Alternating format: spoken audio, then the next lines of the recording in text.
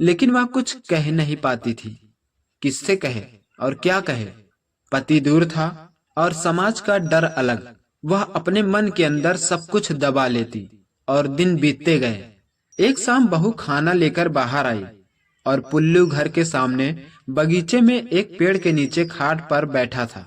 बहू ने थाली आगे बढ़ाई, तभी पुल्लू ने उसका हाथ पकड़ लिया। यह कहानी किसी एक घर की नहीं है, यह उन हजारों घरों की सच्चाई है जहां बाहर से सब कुछ सामान्य दिखता है, लेकिन दीवारों के भीतर खामोशी में मर्यादाएं टूटती रहती हैं।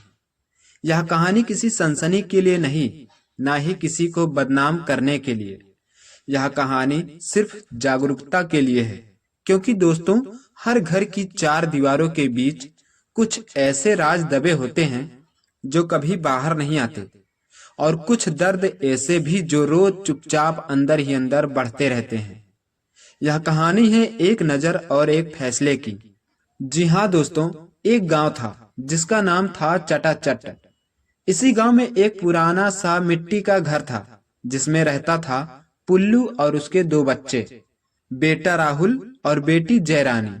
पुल्लू की पत्नी को गुजरे कई साल हो चुके थे और घर की जिम्मेदारी उसी के कंधों पर थी। पुल्लू कोई स्थायी काम नहीं करता था।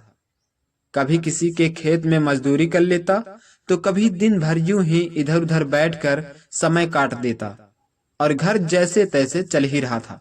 समय बीतता गया, राहुल बड़ा हुआ और जयरानी भी जवान हो गई। राहुल पढ़ाई पूरी करके शहर में नौकरी करने लगा और धीरे धीरे कमाई से उसने सबसे पहले अपनी बहन की शादी कर दी। जयरानी विदा हुई और अब उस घर में रह गए थे सिर्फ बाप और बेटा। घर में दो भैंसें भी थी जिसका चारा लाना, पानी पिलाना और उन्हें नहलाना सब कुछ पुल्लू ही करता था। राहुल सुबह काम पर चला जाता और देर शाम से लौटता। एक दिन पुल्लू ने धीरे से कहा, बेटा, अब तुम्हें भी शादी कर लेनी चाहिए। और राहुल ने बिना ज्यादा सोचे कहा, जैसी आपकी इच्छा बाबूजी। कुछ ही दिनों में दोनों बगल के गांव में एक लड़की देखने गए। लड़की सादा थी, संस्कारी और कम बोलने वाली थी। पुल्लू को लड़की पहली ही नजर में पसंद आ गई और उसने कहा, यह ठीक है, इसी से शादी कर लो। और राहुल ने हाँ में हाँ मिला दी। कुछ ही हफ्तों बाद शादी हो गई और नई बहू घर की दहलीज पर आई। शुरुआती दिन सब कुछ सामान्य था। राहुल और उसकी पत्नी कुछ समय घर पर ही रहे। बहू घर के काम में पूरी लगन से जुट गई और सुबह उठकर भैंसों को चारा डालना, खेत से हरा चारा लाना और पानी भरना, सब कुछ अब वही करने लगी। पुल्लू अक्सर दिन में किसी के यहाँ बैठकर समय बिता देता और शाम को खाना खाकर चुपचाप सो जाता। कुछ महीनों बाद राहुल को शहर से बुलावा आ गया और वह काम पर बाहर चला गया। अब घर में रह गए थे सिर्फ पुल्लू और बहू। वह जमाना फोन और इंटरनेट का नहीं था, न कोई कॉल थी और न ही कोई मैसेज, बस कभी कभी तार आ जाता था। बहू अपने काम में लगी रहती और उसे जरा भी अंदाजा नहीं था कि घर की खामोशी में कुछ और पल रहा है। एक दिन जब बहू कुएं से पानी भरने गई तो उसे ऐसा लगा जैसे कोई उसकी तरफ देख रहा हो। वह पलटी, लेकिन कोई नहीं था और उसने सोचा शायद उसका वहम हो। धीरे धीरे ऐसे पल बढ़ने लगे। जब वह भैंसों को नहलाती तो किसी की परछाई महसूस होती और जब वह नहाने जाती तो उसका दिल बेचैन हो जाता। वह समझ नहीं पा रही थी कि यह डर क्यों है। एक दिन अनजाने में उसकी नजर पुल्लू पर पड़ गई और वह जल्दी से नजर हटा लिया। उस दिन के बाद बहू चुपचाप ध्यान देने लगी और अब उसे समझ आने लगा था कि उसका डर बिना वजह नहीं था, लेकिन वह कुछ कह नहीं पाती थी। किससे कहे और क्या कहे।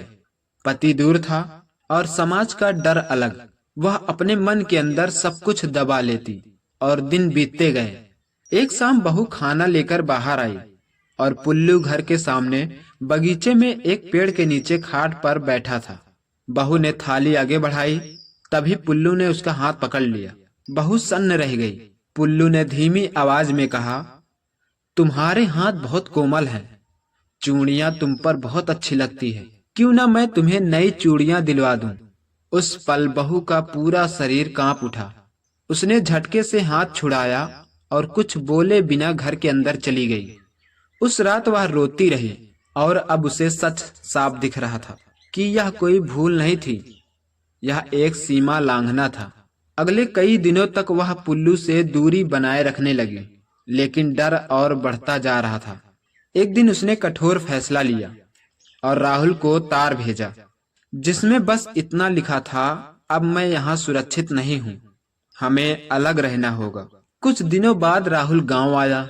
घर का माहौल चुप था और बहू ने सब कुछ शब्दों में नहीं बल्कि आंसुओं में कह दिया।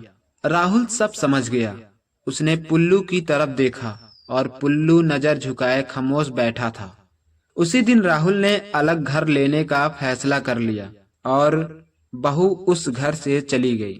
पीछे रह गया एक खाली आंगन और एक आदमी जो अपनी नजर की वजह से अपना बेटा खो बैठा। दोस्तों, घर तब नहीं टूटता जब लोग अलग रहते हैं, बल्कि घर तब टूटता है जब मर्यादा मर जाती है।